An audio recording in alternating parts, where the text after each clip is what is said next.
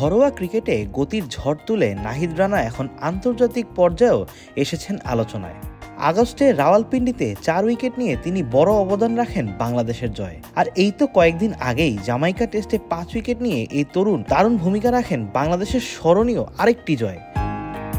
তবে নাহিদ মূলত সাড়া ফেলেছেন গতি দিয়ে। নাহিদের আন্তর্জাতিক যাত্রাটা শুরু হয় লাল বলের ক্রিকেট দিয়ে।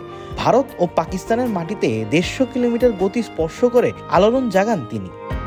ওয়েস্ট ইন্ডিজের বিপক্ষে জামাইকা টেস্টে তো 1 ওভারেই 150 ছাড়িয়েছেন 3 দফায়। এমনকি আরও কয়েকবার প্রায় 150-র কাছাকাছি বা তার উপরে বোলিং করেছেন নাহিদ। বাংলাদেশের ইতিহাসে এত গতিময় বোলার এর আগে কখনোই আসেনি। টেস্টের লড়াই শেষে এখন ওয়েস্ট ইন্ডিজের বিপক্ষে ওয়ানডে লড়াইয়ে মাঠে নামার অপেক্ষায় রানা। আর 8 ডিসেম্বর থেকে শুরু হতে যাওয়া ওয়ানডে সিরিজে তাই অনেকের নজর থাকবে এই নাহিদের দিকে। সবশেষ আফগানিস্তান সিরিজে ওয়ানডে অভিষেকটাও হয়ে গিয়েছে তার। এবার সেন্ট কিটসে সাদা বলেও গতির ঝড় তোলার অপেক্ষায় আছেন এই তরুণ। তবে গেল আফগানিস্তান সিরিজে নাহিদকে দেখে তো এক টুইটে প্রশংসায় ভাসিয়েছিলেন ইয়ান বিশপ। সে সময় এই ক্যারিবিয়ান জানিয়েছিলেন তরুণ এই পেসারের যত্ন নিতে। একমাত্র ওয়ালটন এসি দিচ্ছে 1 বছরের রিপ্লেসমেন্ট গ্যারান্টি। আবার জামাইকা টেস্ট চলাকালীনও ধারাভাষ্য কক্ষে নাহিদকে প্রশংসায় ভাসান বিশপ। এবার সেই বিশপকে পাওয়া গেল সেন্ট কিটসে, আর সেখানেই তার সঙ্গে আলোচনা হলো নাহিদকে নিয়ে।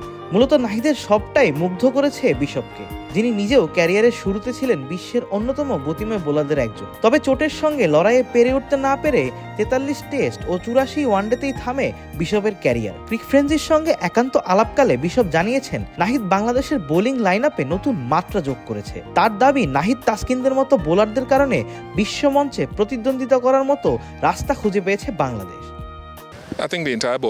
বাংলাদেশের পুরো বোলিং গ্রুপটাই খুবই ভালো। তাসকিন, হাসান, নাহিদ রানা, শরীফুল শুধু এখনই না, আমি সব সময় তাদের প্রশংসা করি। এই 4 জনের মধ্যে 3 জনকে আমি আন্ডার-19 ক্রিকেট থেকে দেখে আসছি।